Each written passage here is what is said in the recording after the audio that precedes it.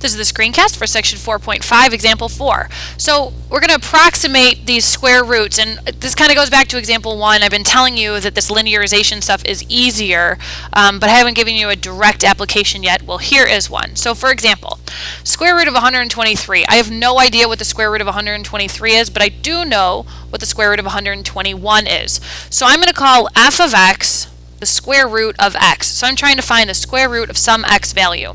Well, I know the square root of 121. It's 11. So I'm going to use the point 121 comma 11 to make a tangent line, which means I need the derivative to find the slope there, and I already have my point. So I took the derivative and I plugged in 121 and I got 1 over 22, which means my linearization is going to be 1/22 times x minus 121, and then a plus 11 at the end. Now we're supposed to approximate 123, which is the new x value I want to plug in. So I'm going to plug in 123 into my linearization, and I get about 11 and 1/11, which is 11.09 repeating. And if you actually did the square root of 123 in your calculator, you'd find out that it's 11.09053651. So we are pretty close.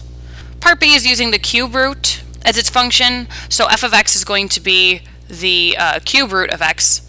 The nearest cube root to 123 that I know of is 125, and the cube root of 125 is 5. So I have my point. Now I need my slope, so I'm going to take the derivative and plug in 125, and I get 1/75, which means my linearization is going to be, let's see, 1/75 times x minus the x value, and then it would have been minus the y value, so that's going to be a plus 5. And now I can plug in 123 to estimate using my linearization.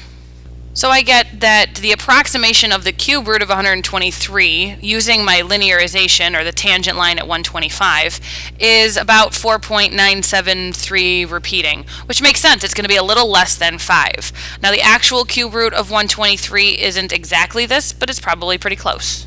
Then I'll try problem number 11. Asks us to find the square root of 101, but I don't know what that is, so we're going to approximate that square root.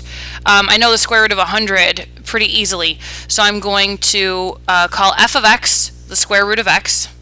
I'm going to use the point 100 comma 10 and find the tangent line at the square root of x that's tangent at the point 100. And I get that my linearization to the curve square root of x at the point x equals 100 would be 1/20, that's the slope, times x minus the x coordinate, and then plus the y coordinate.